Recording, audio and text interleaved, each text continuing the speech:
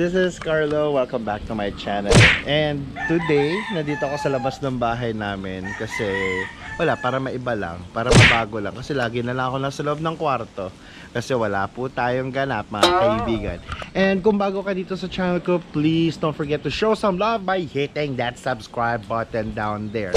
And for today's video, bigla ko lang naisip na ipakita kung ano yung setup ko, paano ba ako mag-record ng video, at gusto ko rin ipakita sa inyo yung studio ko since meron din namang mga nagtatanong kung paano ba mag-start mag-vlog, anong mga kailangan kung gustong mag-vlog. So ipapakita ko sa inyo kung paano nga ba ang setup ko.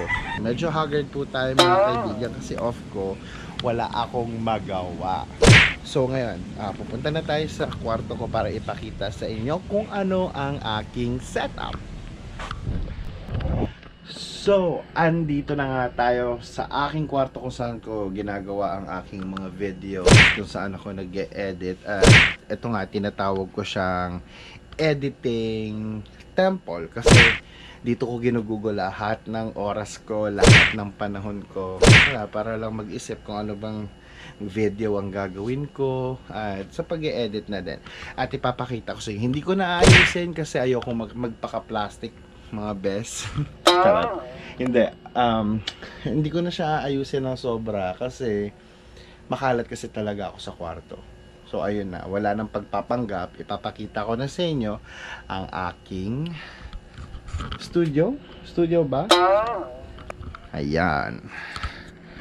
So, dito sa side na to, andito yung mga ginagamit ko for editing. Dito yung gimbal. Yan. Ito yung gimbal, Xeon Smooth 4. At meron din akong tripod for GoPro. Yan, dito ko minamount. Tapos may maliit akong ring light. Syempre, hindi naman tayo bigating vlogger. You know, just so we have a light.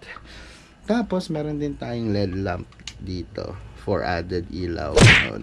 Tapos, dito yung laptop na ginagamit. So, meron tayong MSI and meron tayong Lenovo. Tapos, dito sa side, meron tayong diffuser. Ayan, para mag-amoy spa ang ating studio. Well, mahilig ako sa mirror. So, ayun, may chair din dito. And then black wallpaper. And then black. Ewan ko ba, bakit mahilig ako sa black? Siguro kasi minimalist. Tapos ito yung mirror. Ayan. Wala lang, para lang may accent yung wall. Hindi pa nga maganda kasi may line dito. In-extend ko lang kasi to. Ito half to ng room ko. Ayun.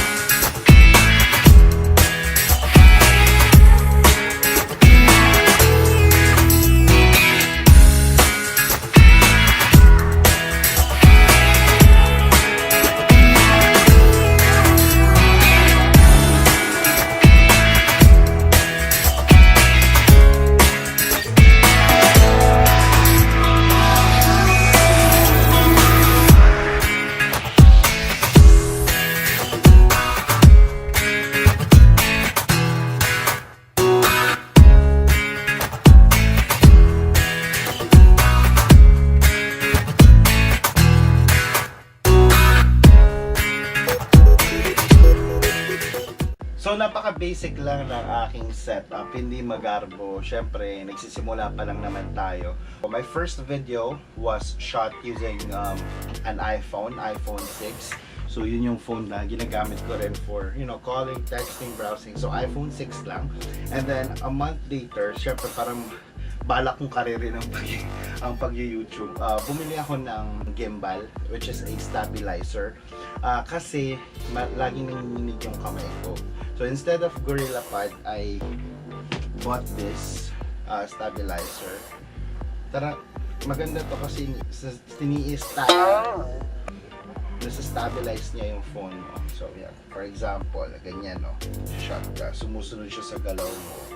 At hindi siya nanginginig. Kahit manginig ka, sumusunod siya, stable lang siya. diba? So, cool siya. Eh, after few months, I decided na gusto ko ng better quality ng aking ng camera. So, bumili ako ng GoPro kasi bilang mahilig din naman tayong bumiyahe, diba? Might as well invest on something. So, ito yung GoPro. Tapos, usually, instead of the Gorilla Pod, ang ginagamit ko is pistol na ang tawag dito na monopod. Hindi ko alam basta pistol type daw ang tawag dito. So, meron siyang imamount ko lang siya dito. Gamit ko siya ngayon so hindi ko mapakita. Usually ganun lang. So, naka-mount siya dyan. Tapos yan, vlog ka lang, and then hindi ko na kailangan ng stabilizer dito kasi stabilized na rin ng GoPro kahit na tumatakbo-takbo ka kasi action cam siya. So, less yung pagiging shaky nung pag-film mo. Ayun. Tapos, meron din akong ang light na ginagamit ko is just a ring light. Yung ganito lang. Yan. Kita niyo ba? Diba? Kala mo naman, beauty vlogger. Tapos, meron akong lamp. Yun lang. Tapos, laptop. Yung editing software na ginagamit ko is Filmora. Kasi, parang nataon nung time na gusto kong mag-edit sa PC. Parang may sale yung Filmora na parang $30 lang. Lifetime membership. So, I took advantage of it, and then yun na yung ginagamit ko. So far, meron akong Filmora 8 and Filmora 9. At okay naman siya so far for beginners. Napaka-user friendly niya. Kung bago ka pa lang and wala kang budget, hindi mo naman kailangan bumili ng mamahaling gadget just to fulfill the dream. Gamitin mo muna kung ano yung meron ka, bes. From there, diba, you climb your way up papunta sa mga gadgets na gusto mo nang bilhin para mas maganda yung quality ng videos mo. At may good news nga tayo mga best kasi today na-receive ko yung package na napanalunan ko from KingPol Mykz Vlogs. Sir Mike, thank you so much, na-receive ko na. Ito yung kanyang channel. So basically, isa siya sa mga bagong content creator. Sobrang okay na mga content, marami na matututunan doon. And consider subscribing to his channel. I will link his channel below. At naku, mag-unboxing tayo. And kasi naging interesado ako dahil tayo ayaw natin gumastos mga bes. Ang pa-premium niya kasi is accessory ng GoPro Hero 7, which is yung ginagamit ko. And iisa lang kasi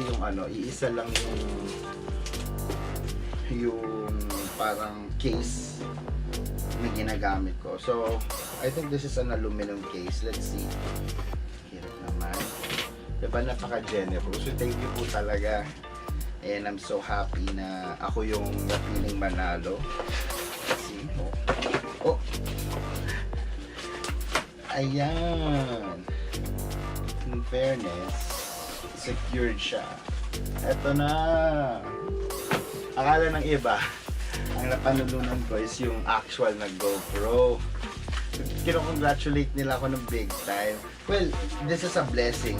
I'm very thankful, pero hindi po GoPro Hero 7 ang napanalunan ko. Ito po ang napanalunan ko, mga kaibigan.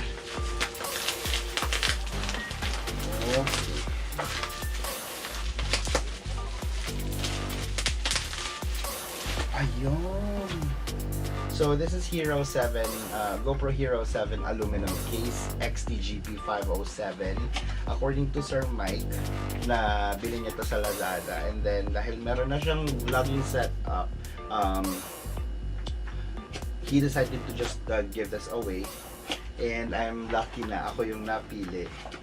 So yeah, what we have here is a pouch, and then we have the manual, and we also have some screws inside like this. I don't know, I will still figure out kung paano to ginagamit. And then, let's see. Ito na po siya, mga kaibigan. Ito na. Ayan. Wow. Uy, this is nice, ah. Uy. Ayos to. Sliding. Oh. Isa-slide lang pala. Slide up. Okay. And then, we have to wipe first. Okay. Uy, ayos to. And then, let's slide it back in. Ayun.